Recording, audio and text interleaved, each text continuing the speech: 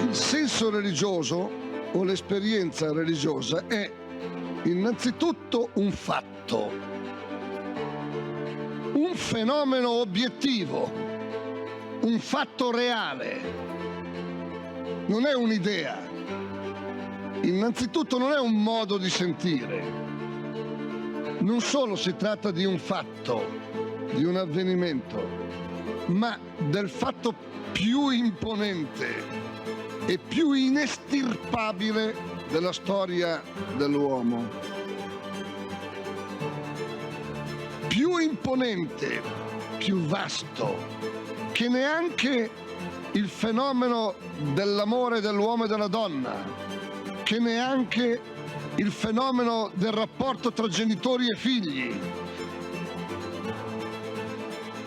Perché il senso religioso è un avvenimento che pone, che afferma o che ricerca l'orizzonte entro il quale acquisti senso anche il rapporto tra l'uomo e la donna, anche il rapporto tra genitori e figli. Perciò è più vasto, perfino di quelli.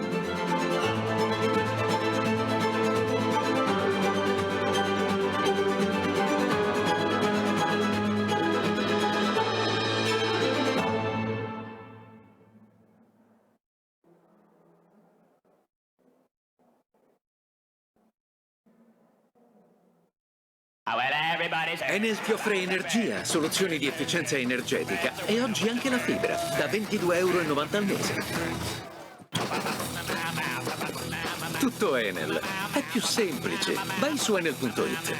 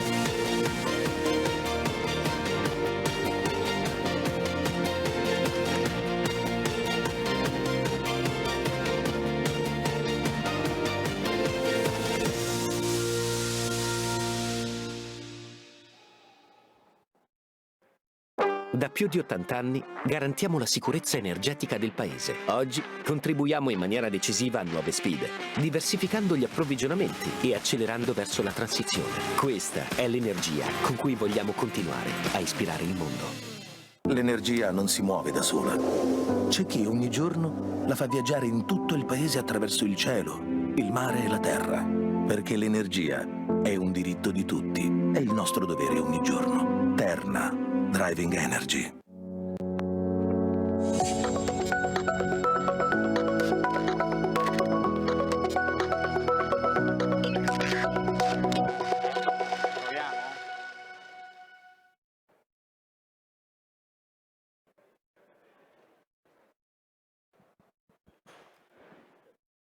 Pronto, prova, pronto, prova, e per la prova. C'era una volta un re che aveva una gamba di legno, c'era una volta un re che aveva una gamba di legno. Prova, c'era una volta un re che aveva una gamba di legno.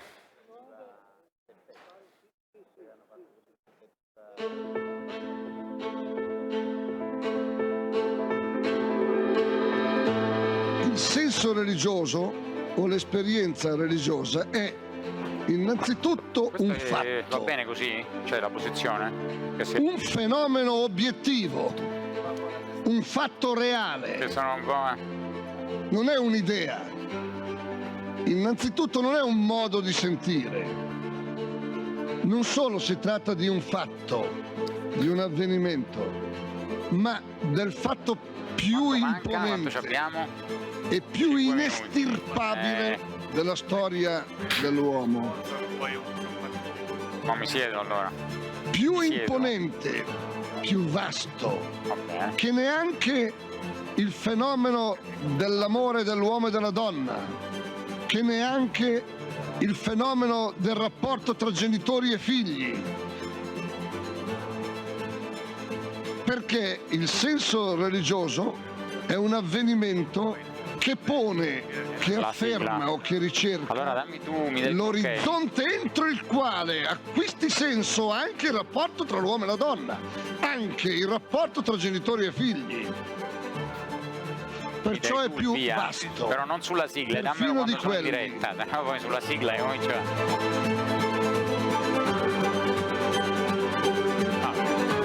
Importante organizzare.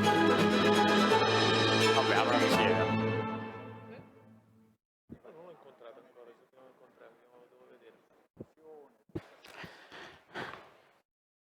Eccoci qua, abbiamo 2 minuti con la sigla e poi perché parte la diretta streaming. E oggi anche la fibra, da 22,90 € al mese. Tutto Enel, è più semplice, vai su enel.it.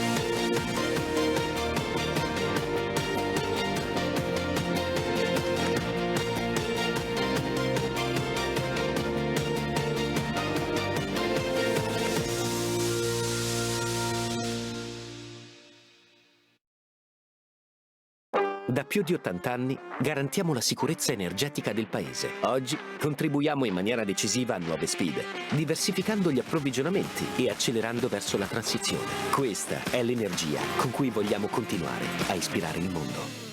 L'energia non si muove da sola. C'è chi ogni giorno la fa viaggiare in tutto il Paese attraverso il cielo, il mare e la terra. Perché l'energia è un diritto di tutti. È il nostro dovere ogni giorno. Terna. Driving Energy.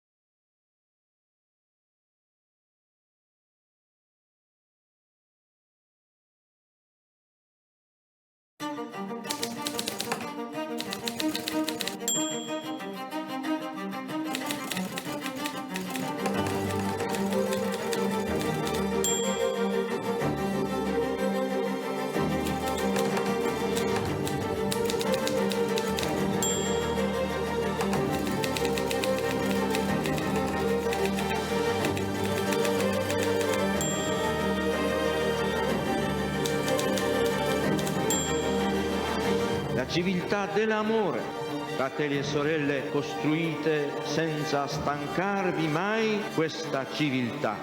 Lavorate per questo, pregate per questo, soffrite per questo.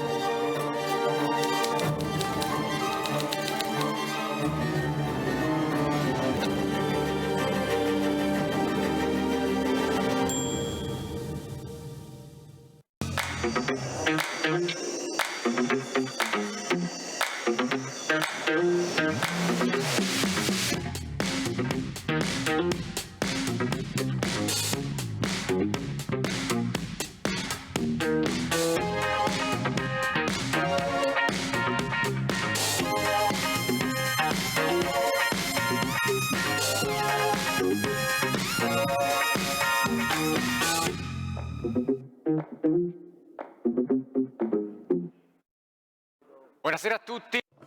So good evening, everyone, and welcome to this session. My name's Giuliano Frosini, and I am going to talk about the behind the scenes of the energy crisis, what scenario awaits us. And I'm going to do so together with my guests. First of all, I'd like to introduce my guests to you. Minister Pichetto Fratin,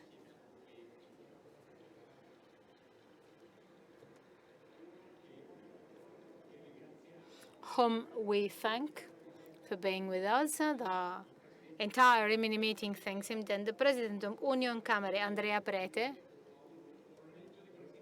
Well, I have a series of presidents. We also have the President of Conai, the packaging industry consortium, Ignazio Capuano. Then President Marco Bernardi, the President of Illumia. This is a company of the sector. Mr. Francesco del Pizzo, Director Network Development Strategies and Dispatching of Terna, who's in charge for our electrical continuity. So whenever you have any difficulties, you can apply to him. And then Xavier Rousseau from Snam, who is active in the gas sector. I'd like to start with some introductory remarks.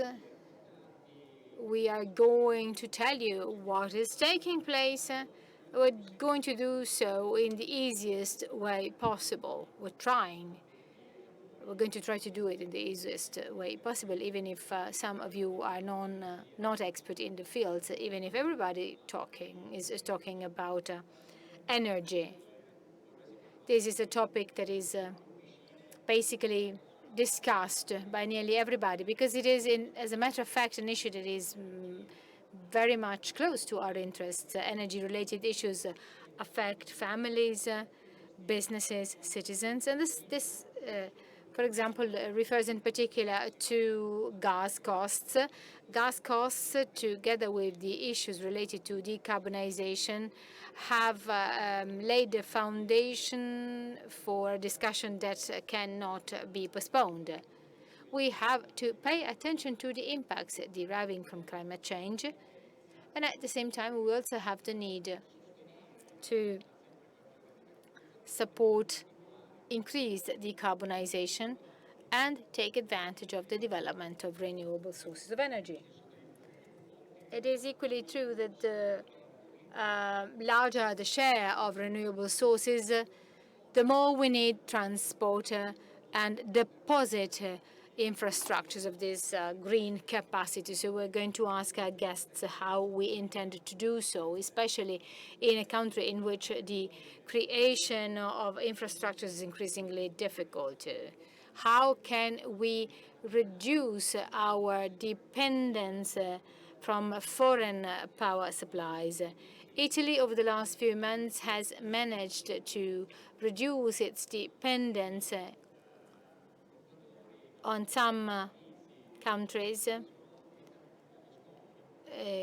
after the Ukrainian-Russian crisis. The gas prices skyrocketed, and only recently, I mean, we were accustomed to paying very low prices, then these prices skyrocketed, and only recently these prices have kind of gone down a bit again.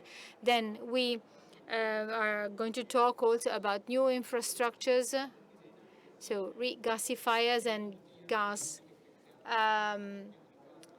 ships, gas transporting ships. These are the topics that we are going to address, and we are going to listen from our guests and from trying to offer you their own perspective. So President Bernardi, I'm going to start with you. So I would like to know from you how you have dealt with this crisis and what measures you have adopted. So first of all, good evening, and thanks a lot to the Rimini meeting for your kind invitation. I mean, what we've gone through has been some kind of a stress test that is normally done to banks to test their economic and financial solvency and stability. So if we are here, we've overcome the test, but there was not a test, actually. There was a real test, and as a matter of fact. We've gone through a very intensive year. This energy crisis has happened soon after the pandemic crisis. So over the last few years, we've basically attended the master course in risk management. But if you do business, you know that risk is cannot be got rid of. A dear friend of mine, as a friend of mine says, the normal condition of an entrepreneur is a stormy sea. When one storm ends, you start wondering when the next one will be, and you soon realize that you cannot wait for the calm to come to plan for the future. Future strategies have to be prepared exactly in the condition when you face them. And I think this is also quite healthy, because you are always stimulated, you are always basically working and facing current challenges. Illumia is an energy wholesaler. It sells light and gas to more than 5,000 customers throughout Italy. It buys raw material from the wholesale market and resells it on the end market. So the impact of the crisis on a company like ours meant that we had to be extremely agile. I mean, we had to develop soft skills and be reactive. We had to be lean and agile in a way, because the risk indicators were really shocked by the so-called black swan, something that we didn't expect to come, and in that extent. A company like ours is normally, in all power producing companies, are faced by three main risks. Market risks, prices have gone up to 10 times. There is an anecdote based on which the awareness of a real difficulty in a company like ours basically went hand in hand with concern and preoccupation. So sometimes collaborators would go to the office of those who deal with wholesale purchases and asked for the daily price. And then, especially in the summer of last year, the people working there basically were tired of constantly having to reply to these requests, and so they hang a piece of paper with the indication that they had to add a zero to the price quoted the previous year if they wanted to know the price of gas of that given days. Then there's a second risk, the financial risk. The business model of our company's forces that we first pay the producers, and then after 60 days you're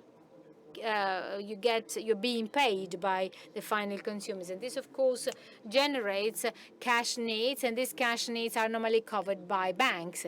But in this period, there were market operators, there were companies who would knock at the door of banks asking an amount that was 10 times higher compared to normal conditions. So the financial risk, of course, depending on the price trend. And then the credit risk. Both free market customers and the customers that were linked from to the state prices basically had to face very high prices, skyrocketed prices. In the free market, many customers chose for fixed prices, and as the prices were unblocked in 2021, many customers had the benefit not to be subject to these price surcharges. A difficult situation like this, of course, raised concern in terms of solvency. So this has been a very, very intense year. However, as is the case with all crises, crises made it clear where inefficiencies lie. They highlight inefficiencies. They highlight the mistakes that you normally do not look at. And therefore, it is possible to correct yourself. And I think that this applies to private operators as well as to those who have political or regulatory responsibilities. So when I am asked for a description, for an image of our condition in this case, when I normally quote Chesterton, who used to say that errors are truths gone mad.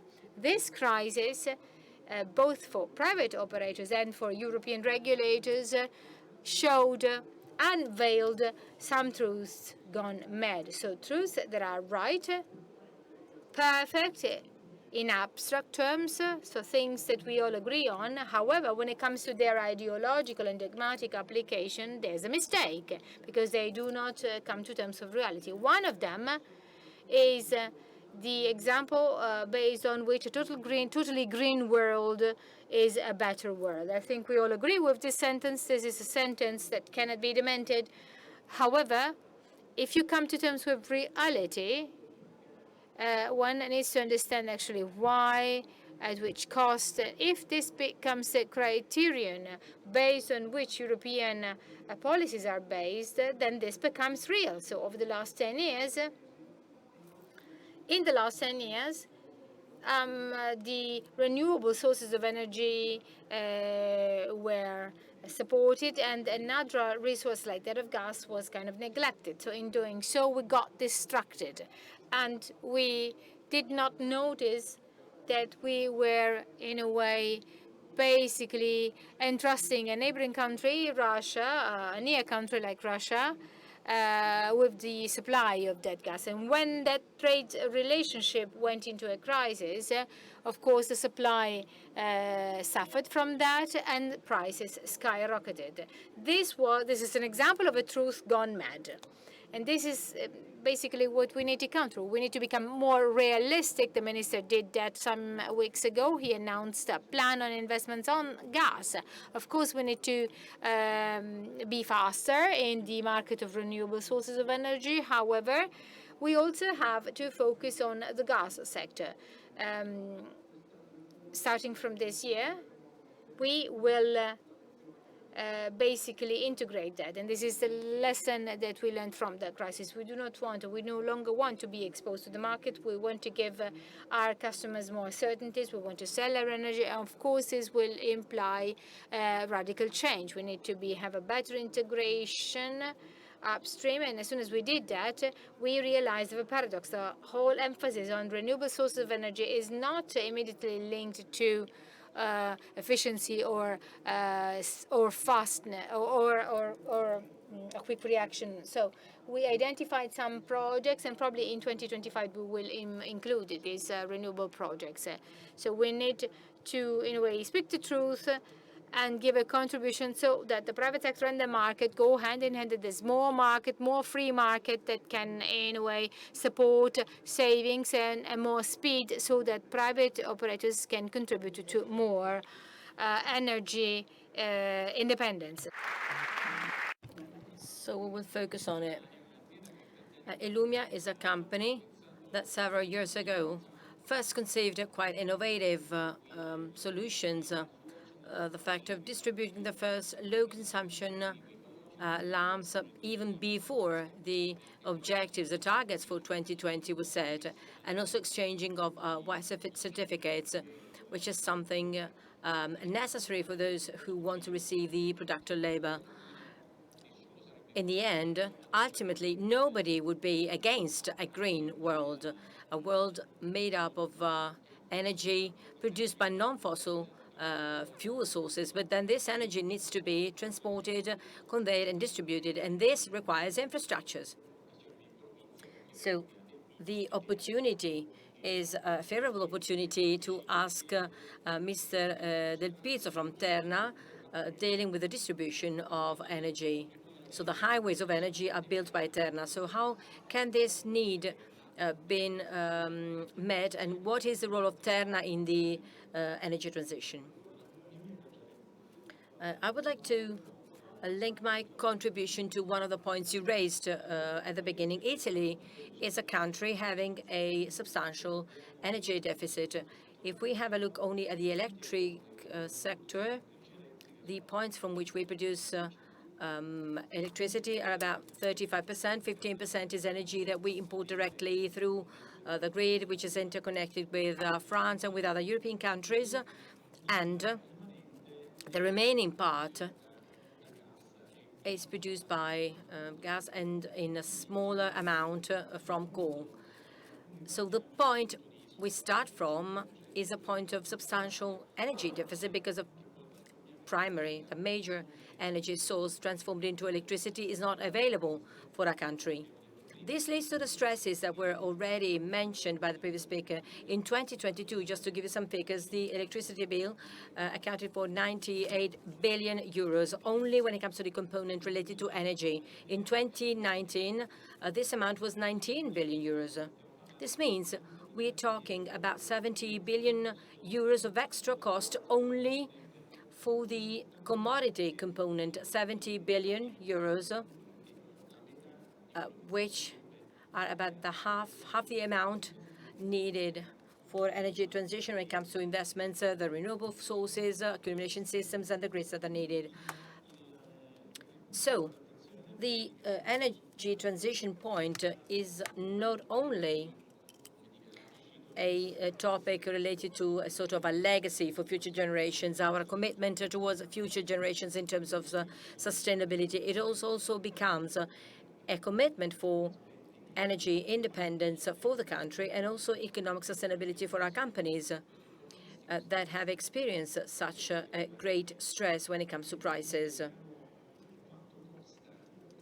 If we make an estimate of the cost of an energy plant that could be fundable, we're talking about 50 euros, 60 euros, 70 euros, depending on the technology of the plant. This means that the technologies already available when it comes to renewable energy sources have a possibility to be effective in transition, on the one hand, when it comes to reducing the carbon footprint, but also to ensure a greater independence for Italy when it comes to energy and better control the price system. In this context,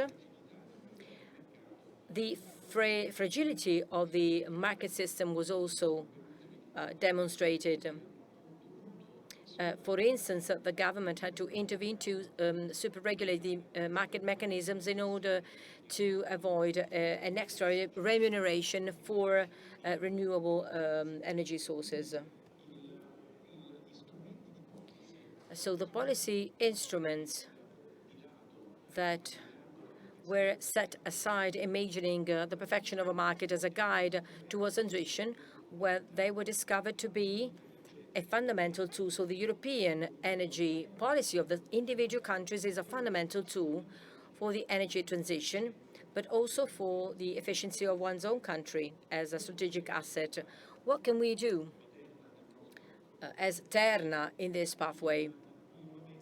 The first element is that we need big infrastructures because energy sources are in southern Italy. Wind is present especially from the Campania region southwards, Apulia, Basilicata, Sicily, and Sardinia.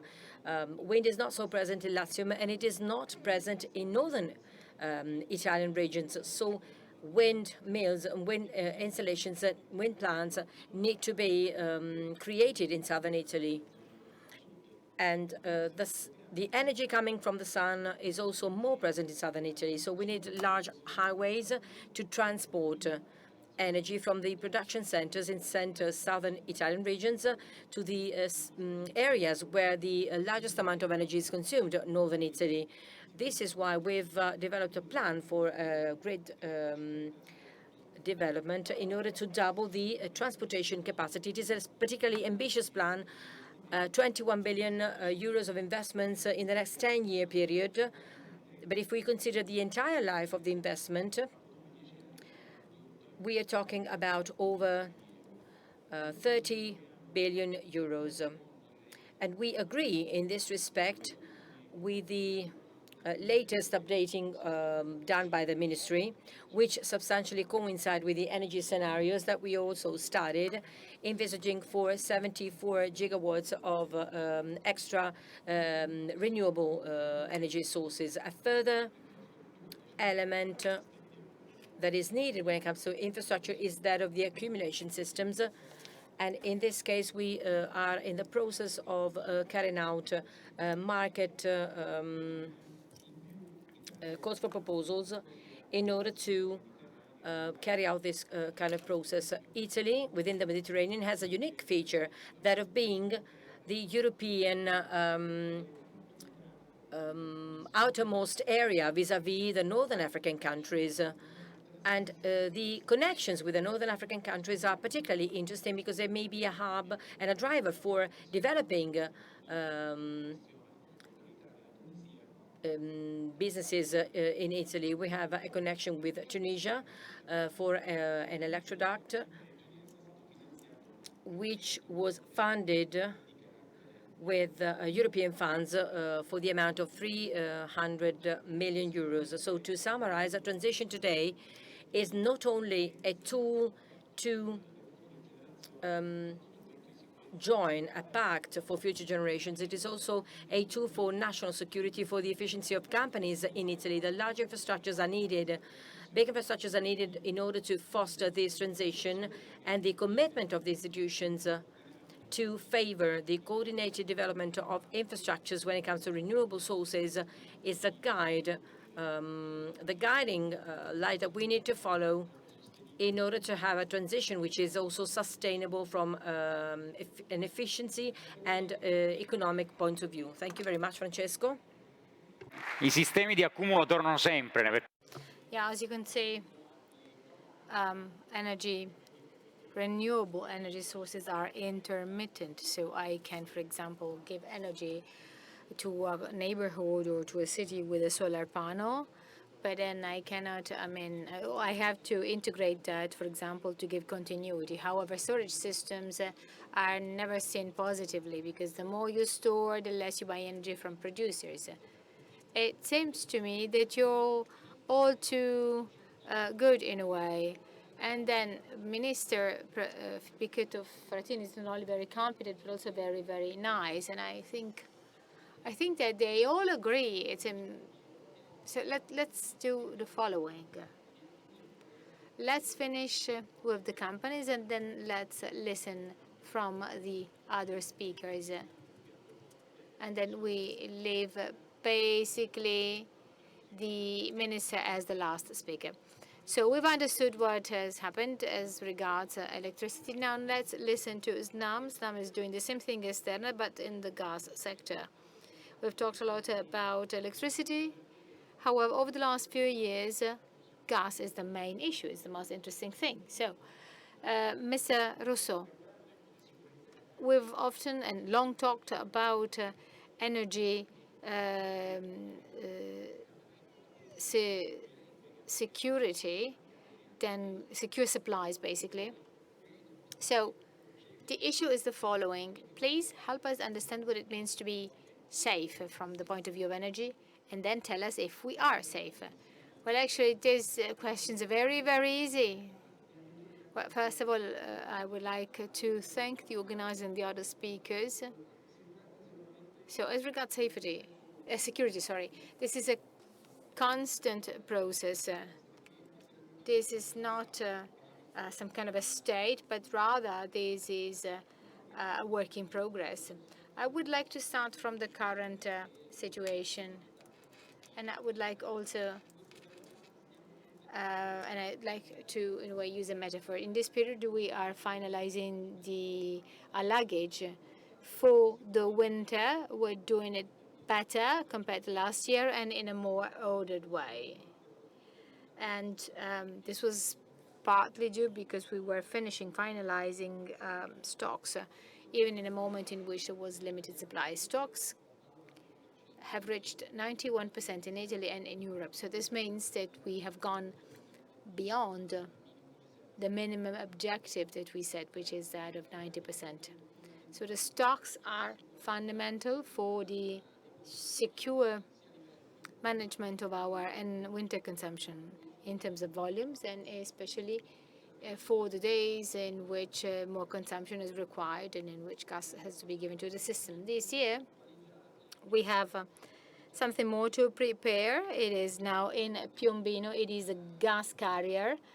It was bought by Snam to be able to have additional NLG there's one unit in Piombino, and another gas carrier will be present in Ravenna, and that makes up for about 60% of gas consumption. That's yet another option for us. And this leads me to spend another remark on the ability to finalize these works within adequate times. So we are faced with the situation. So we have a situation that induces us to be confident for the next few months. Of course, Italy is not the only one that can make the difference. There's a series of elements that we need to consider. So as we have increased NGL, we have more exposure towards LNG. Sorry, there is more exposure. There are some terminals which are on strike for the production of liquefied natural gas, and this, of course, can have an impact, and we're seeing this on prices. The same happened in the past also in other instances, for example, in Freeport in the United States. There's an issue of the availability of LNG. There's an issue also of availability. We are all thinking about China and other Eastern countries. As regards the demand, from the demand side, climate is also an issue. We had a very mild winter, but we do not know if this will be the case this year as well. So the climate, of course, has an impact, as was said before, on the availability of renewable energy sources and their production. My colleagues know it before I know, but however, the calculation systems of renewable sources of energy have become more refined. However, the situations and the days in which you don't have sun or you don't have wind cannot be eliminated. This will be an element of stress, especially in years in which water is scarce and we fear droughts. So there are a series of elements that will impact on this. One of the main projects that we are working on is the Adriatic Line. That's an investment worth 2.5 billion euros. This was very much supported also in Europe and in Italy as a strategic infrastructure for Italy. And our hope is that we can work as was done with the liquefied natural gas terminal in the past. This is fundamental not only in order to bring gas from the south towards the consumption poles in the north for heating or industrial purposes. And the hope is to bring the gas to the north, not only to northern Italy, but also to northern Europe, so that Italy can serve as a bridge. This is also an element of transition because this should be seen also as an element to be able to use our grid to transport renewable gases, so biomethane, because we have a couple of sites of biomethane production in Italy, and then hydrogen in the future. Hydrogen can use, and hydrogen transportation can use existing networks. So there is an ongoing process of classification of our networks so that we can transport hydrogen as well. And this is fundamental also for our networks. Besides that, another fundamental element for Snam is that of increasingly connect Northern Africa with Europe, so hydrogen corridors have to be added on this. They've been studied in order to bring large quantities of hydrogen so that we can use these resources and bring this energy towards consumption poles.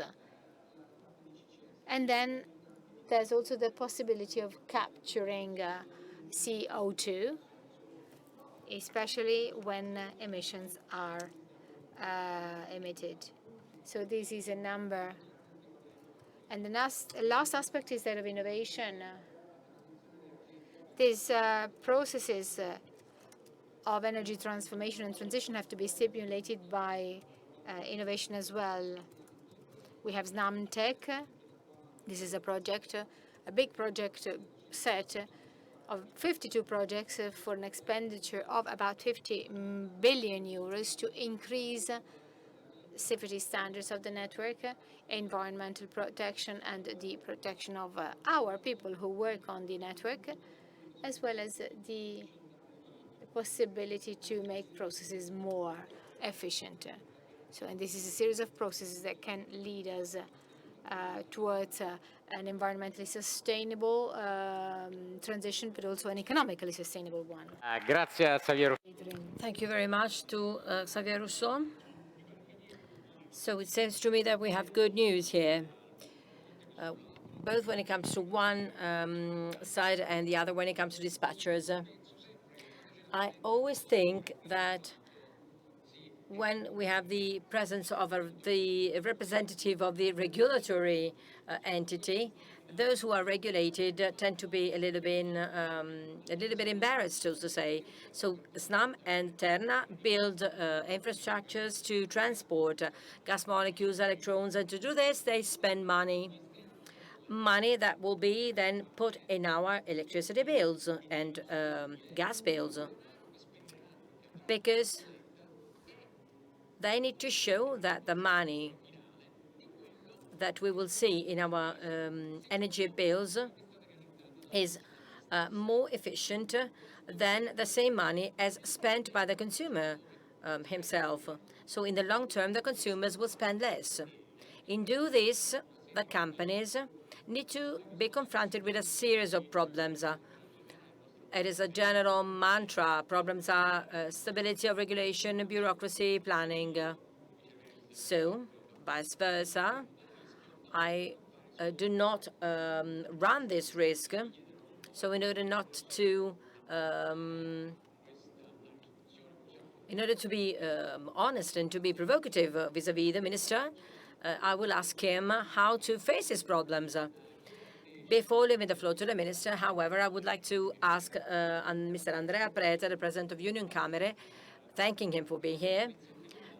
What is your point of view when it comes to your activities, to the business you carry out, vis-à-vis the crisis described by our friends? But these crises have also generated impacts and costs for citizens, companies.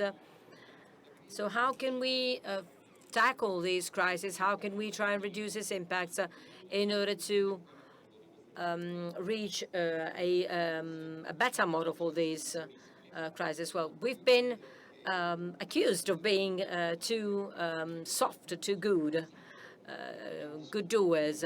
What we should focus on what happened in the past. Considering the shock of last year. Last year we had a gas bill that was multiplied by 10, and at the same time we were very, very worried for procurement and for the gas supply. We were lucky because we had a mild winter. However, the first thing to be done was that of diversifying the suppliers. You cannot depend on one supplier only. And this was done.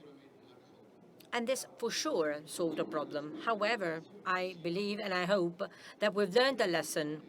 I would like to remind us all that several years ago, many people opposed the TAP and other infrastructure because of problems related to the fact of displacing some olive groves. I don't want to be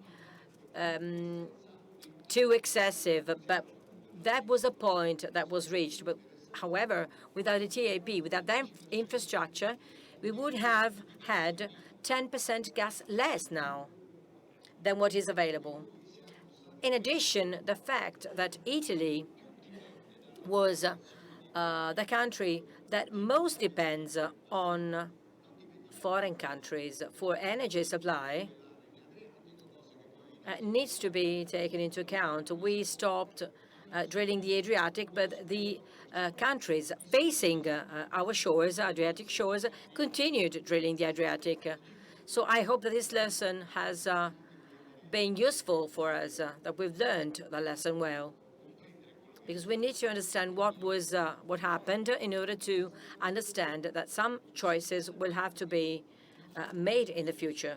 It's not just a question of the 70 billion euros due to the increase of the energy bills. We are also paying, in terms of inflation, the increase of raw materials and energy, which started to increase after the pandemic. We have a level of inflation that is creating quite a lot of problems in many sectors in Italy. We have lots of Italians who didn't manage to go on holidays. It may seem trivial, but all the data tells us that we had a very, very good season in terms of tourism, but we received lots of foreign tourists. Many Italians could not afford to go on holiday this year. Companies are paying a lot more when they receive loans, and this curbed the investments in the manufacturing sector. We also have a technical problem, which is not a trivial problem. Germany is in recession, and Italy is a first economic partner of Germany. So we cannot but think about this problem. The same will probably happen to Italy. Italy managed to avoid recession this year thanks to the increase in the GDP due to tourism and other sectors. But in this scenario, we should understand what our future will be, and companies also expect choices that are reassuring for them. I think it is inevitable to implement the renewable energy sources. We have a reason more to do that. Before the pandemic, the aim was that of less 50% of CO2 produced by 2030. To me, achieving this kind of result is a more rapid system to make Italy more independent from the energy point of view. However, we have a problem. In Italy, things are not done rapidly. Bureaucracy still slows down the creation of infrastructures in this country. Some initiatives were already adopted. However, the 70-80 gigawatts to be installed when it comes to renewable energy over a few years, how many gigawatts did we really manage to install? 2 or 3 maybe. Due to bureaucracy and due to the obstacles on the part of territories. This country is dying because of bureaucracy. Recently, in special economic areas, authorizations are granted in a short period of time. So the commissioners are granting authorizations in 3 weeks. Wouldn't it be possible to export this model to the entire country, to all the other Italian regions? The difference is that in some regions, in some areas, there is someone willing to assume the responsibility for granting an authorization, whereas in other Italian areas, in other Italian regions, nobody wants this responsibility. This means a lot of jobs that are not created because of the delays due to bureaucracy. Che cosa fanno le Camere di Commercio? So what do the chambers of commerce do? I need to promote the chambers of commerce, of course, at this point. So with the Ministry for Environment, we are committed to disseminating the renewable energy communities. We are present in all the Italian regions. We have the competencies and the skills to do so. And I think that we should push not just at one specific level. I've seen lots of journalist reports on the CER. We are interested in the CER when it comes to industries. If we are to create a greater level of independence, we need to favor this kind of activities, and I believe that we will continue to work with the Ministry for Environment. And that's another element to be taken into account.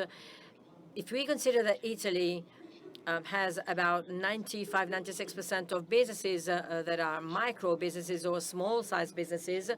We have a problem related to the education for a greater energy efficiency. We need to hire energy managers so that even small businesses can save and can optimize the use of energy. This is something that should be significantly encouraged. These are two ways and two pathways in which we are willing to commit ourselves. I also hear people speaking about nuclear energy. Well, I am an engineer. My last exam was nuclear reactors, so I cannot be accused of being an environmentalist, but undoubtedly and objectively today, creating a nuclear plant ex novo means working for 15 years. We have the topic related to nuclear fusion. We know that research is making progress, but this is not to be achieved tomorrow. So I would set aside the topic of nuclear energy. And we saw that 70% of nuclear plants in France were being maintained. They were under maintenance, so it is not an easy task to build a nuclear plant. The topic is very, very thorny. The issue is thorny, so I am a layman when it comes to this topic. If it were a solution that can be efficiently and safely used in rapid terms, I would say I would be in favor of it, but this is not the case. The topic of renewable sources is indeed the topic. I am sure that we can increase our share of independence when it comes to renewable energies. Le CER sono una... So, this is particularly interesting. This is an aspect that is particularly dear to the European Union as well, because they also, energy communities are particularly dear also to the European Union. So as I also don't have a specific interest on this, I'd like to say that the minister is doing something really very interesting. As there are some decrees which are not yet present, the minister has decided that he's not going to the decrees in Brussels, because then they go to Brussels and they're kind of getting lost and never get back. But he is sending officers to Brussels, and they will come back only when they have the signature of the people in Brussels. Otherwise, they won't come back. So thank you very much, Mr. Minister, for this.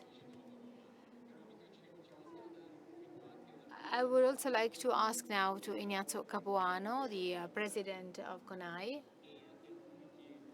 I'd like to ask him the following. Italy is actually a leading country in the recycling of collected materials. So I would like to ask you what the role of Conai can be within the framework of the circular economy, and what role can your activity have? I'll answer this question in short, but before doing that, I would like to apply to my engineer, to my colleague. I am also an engineer. We most of us are all are engineers and from Campania. So you started nuclear engineering, and actually at the beginning of my career, I also worked as an engineer. And I used to work for an American company whose task was to build the nuclear power plant in Mantua. In 1985, then we had the referendum, 86, and it was after Chernobyl, and I lost my job. So I am very much in line with what the minister thinks in terms of nuclear energy, because he declared today, at least this is what I read, that we will find it difficult to get energy without nuclear power plants.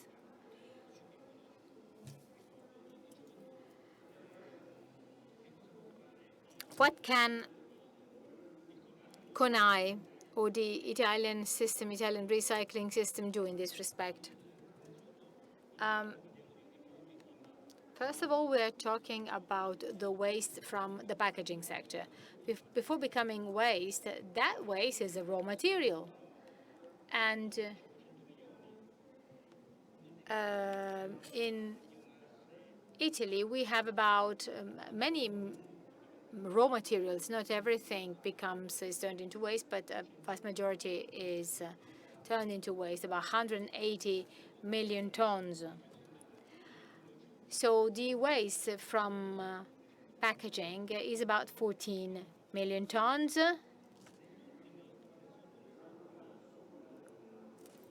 Diciamo, negli ultimi 15 anni c'è stato un notevole. Over the last 15 years, the carbon footprint of businesses has greatly improved. And waste from the packaging industry, even if it is a small share compared to the total, gave its contribution. So raw materials are basically what waste come from. The reuse and recycling of this raw material has a lower carbon footprint, because the work you need to do to turn the raw materials into a product is then recovered through recycling. Over the last year, we recovered about 10 million raw materials of secondary use that was done, and therefore 10 million of, so to say, virgin raw materials that were not used. This implied an esteemed reduction of power, of electricity, of about 55 terawatt per hour. If this secondary recycled raw materials were not produced, and if we had used virgin raw materials, we would have spent 55 terawatt per hour of production, vis-a-vis 320 terawatt per hour. So this is quite a significant figure, and this is a first aspect, a first positive aspect. The second aspect is that also carbon dioxide comes into play in this. So there is a close correlation here as well, and a major impact. And here we talk about over 9 million CO2 that was in a way saved. It was spared last year. And this too gives a very, very important contribution. So, for example, Minister Salvini says that through the Messina Bridge can help us save about 140,000 tons. So through the recycling, we are saving also a considerable amount. Through this action that concerns packaging producing companies, territories, citizens, consumers, who have to play their part in differentiating depending on the indications of their municipality, they help the green transition in a very effective way and at a little cost. The value of the materials being recycled, the related activities, and the value of the CO2 leads to a total value of 2.5 billion euros. So the total of these components is 2.5 billion euros.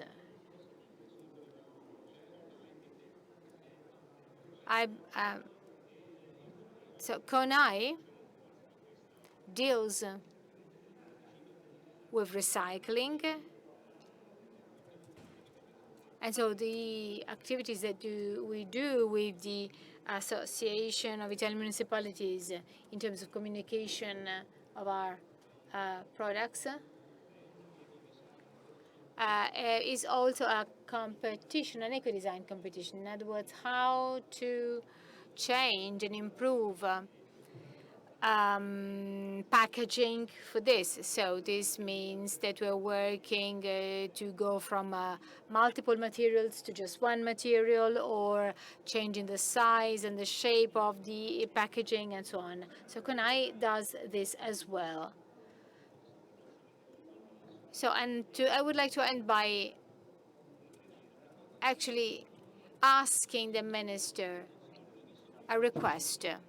As we are the best in the world in recycling, we recycle over 70%, so we are the first in class, so to say.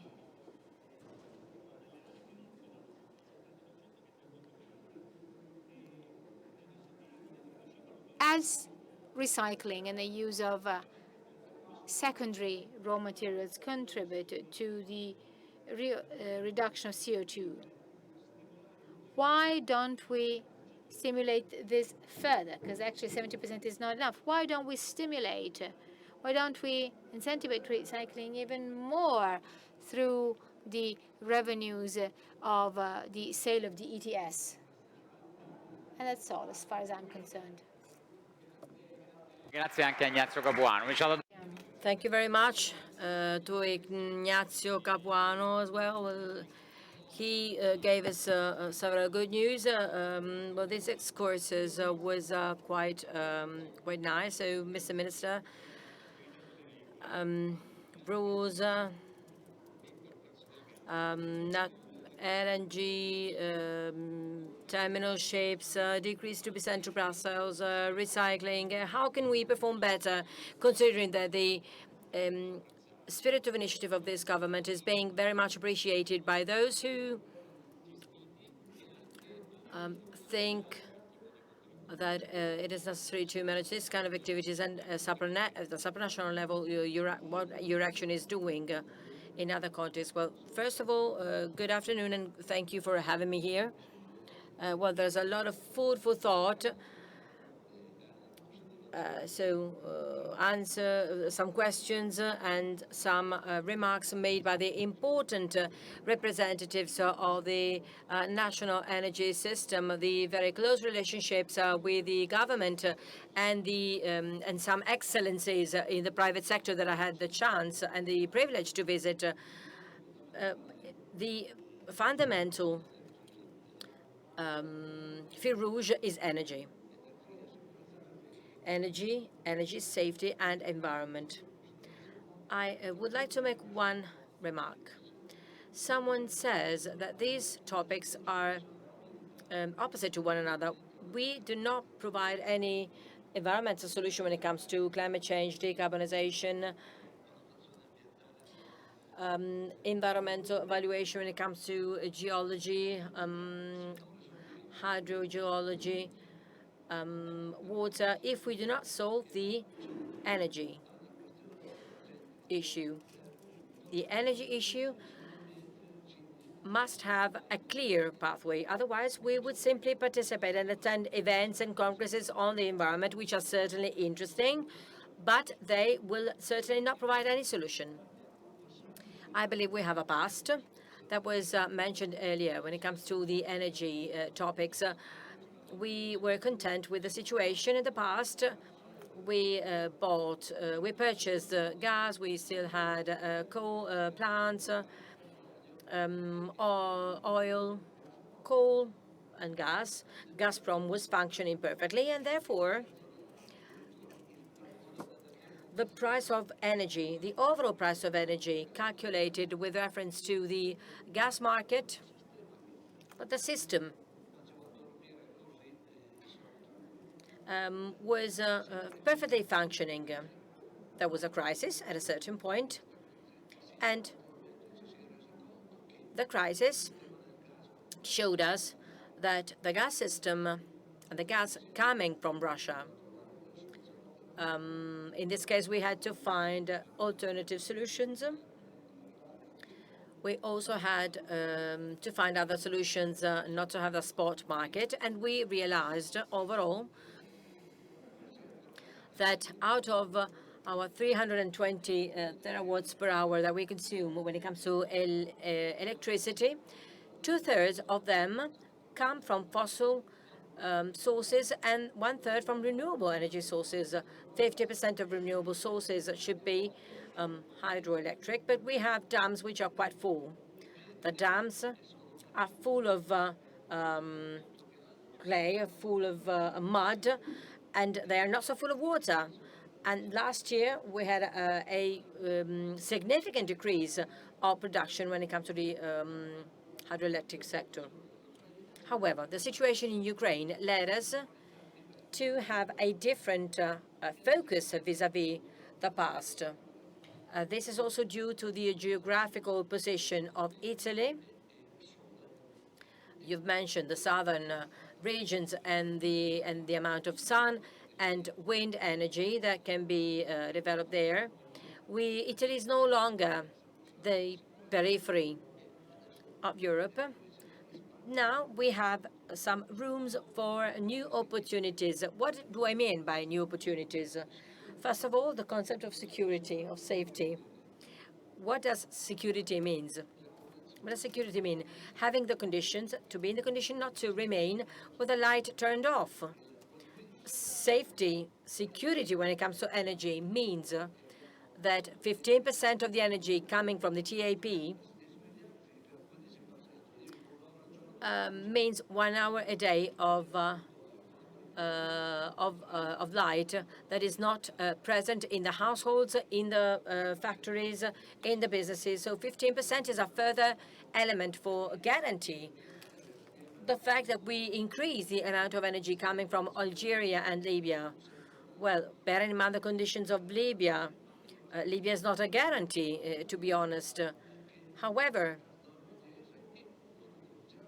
in this case, we also receive gas from Norway, so having 5-6 million cubic meters per day coming from Russia, from Tarvisio. This is the first scenario. If you add Piombino with 5 billion cubic meters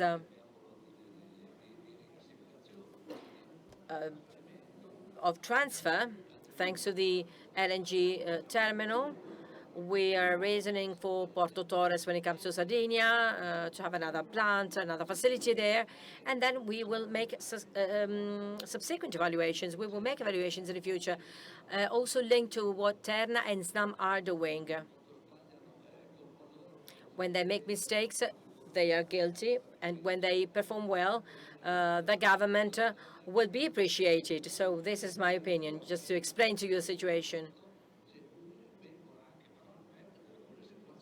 However, some situations are also emerging.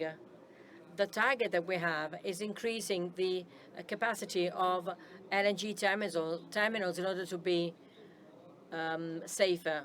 We may have a risk of an aggression or an attack when it comes to the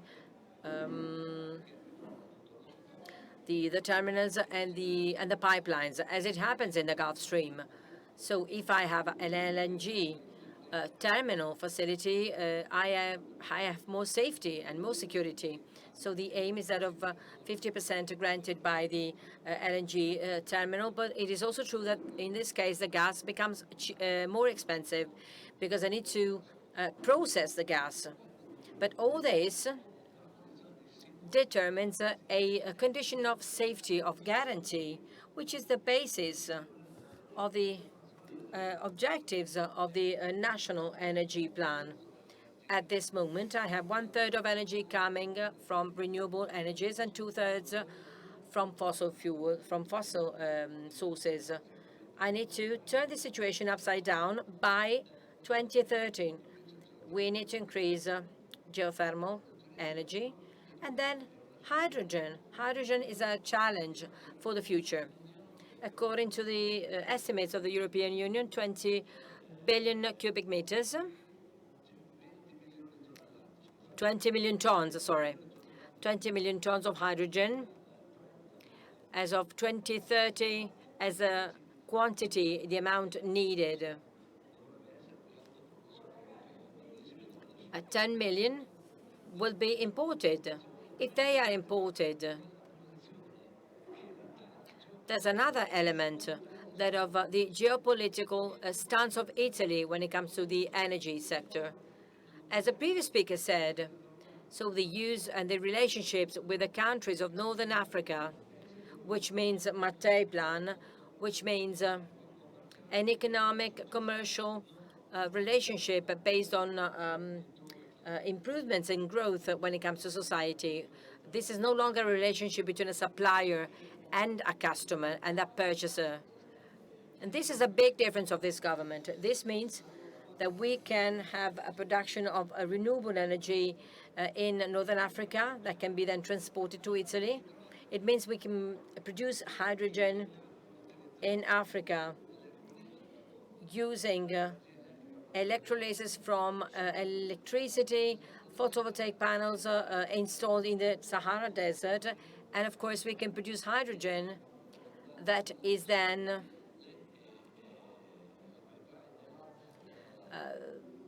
transported through the Snam pipelines to Italy, and also so gas and hydrogen being transported towards the center of Europe. Hence the commitment on the pipelines and the doubling or the implementation of the Adriatic line, because everything is very fine, but we have 125 million cubic meters a day from south to north. So that's the maximum capacity of the pipelines. Over the course of 3 or 4 years, I should implement and increase this capacity. This means building the links, the lines. It means building the infrastructures. It means carrying out the repower as a proposal for financing on the part of the government. It means having an overall plan so that we have a central feature when it comes to safety. Italy should be safe when it comes to energy, but it should also become a producer and exporter of energy towards Slovenia, Hungary, Bavaria. This is a new stance of our countries. This is our way of seeing. This is our vision from now to 2030. Of course, solving several issues. And I also focus on education to consumption. And I also would like to mention the renewable energy communities. This is the commitment and the attention of the Church towards the energy communities. And I would also like to thank Cardinal Zuppi, because he played a very important role in the drafting of the provision which should be signed in Brussels. But we need to take into account that there is quite a high degree, quite a big high level of bureaucracy in Europe as well. So this challenge should be a challenge not to stop, never to stop before difficulties. In the collaboration with the Chamber of Commerce system, we should have a single module which is valid for everybody, automatic and rapid, with not so many opinions to be obtained. This is a challenge towards a future model of safety, tranquility, guarantee when it comes to prices, and modernity of the system. Modernity on plastics, plastic packagings.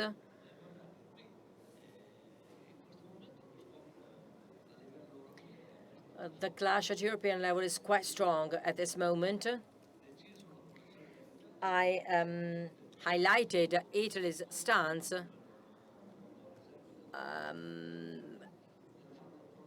on the day in which at European level they wanted to take another decision, and I will continue to support our stance at European level. Luckily, we were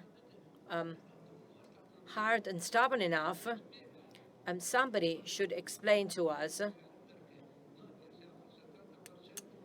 why Italy, with 70% of recycling of packaging material, and we have a record, and the quality is double the quality of Germany.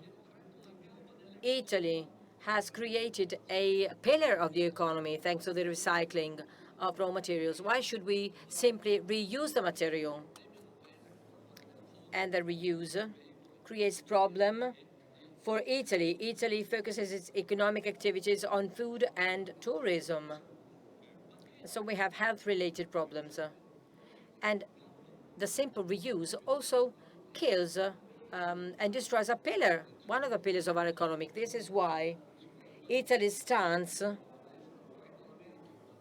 was as it was at the beginning. It was a regulation on the packaging, and now it is becoming a directive on packaging materials. We will keep our stance firm, which is based on modernity, which is the same position, the same stance we are maintaining when it comes to other topics, the engines, for instance. If the topic is the emission, I should not stop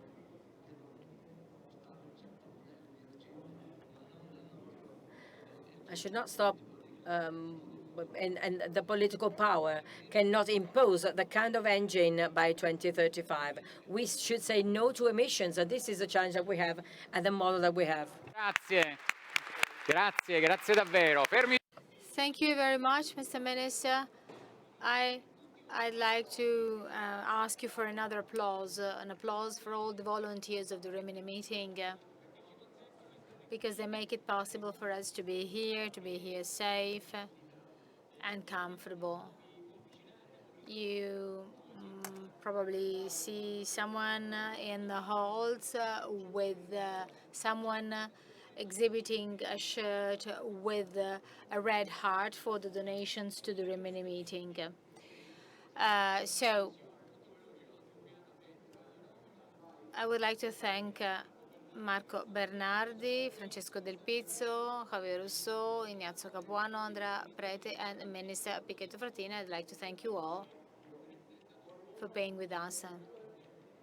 Congratulations, Mr. Minister. Thank you very much and enjoy the meeting.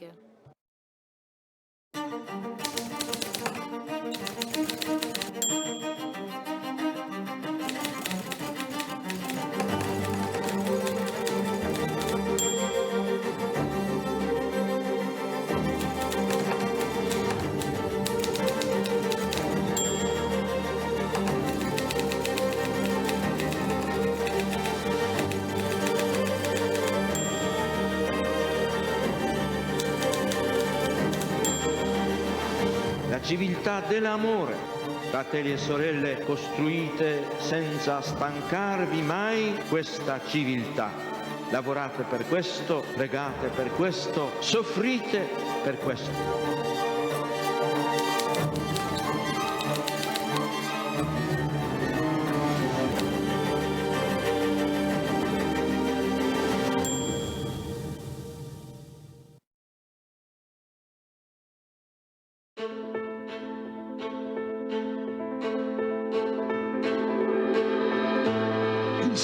Religioso o l'esperienza religiosa è innanzitutto un fatto, un fenomeno obiettivo, un fatto reale, non è un'idea, innanzitutto non è un modo di sentire, non solo si tratta di un fatto, di un avvenimento, ma del fatto più imponente e più inestirpabile della storia dell'uomo. Più imponente, più vasto, che neanche il fenomeno dell'amore dell'uomo e della donna, che neanche il fenomeno del rapporto tra genitori e figli. Perché il senso religioso è un avvenimento che pone, che afferma o che ricerca l'orizzonte entro il quale acquisti senso anche il rapporto tra l'uomo e la donna, anche il rapporto tra genitori e figli. Perciò è più vasto, perfino di quelli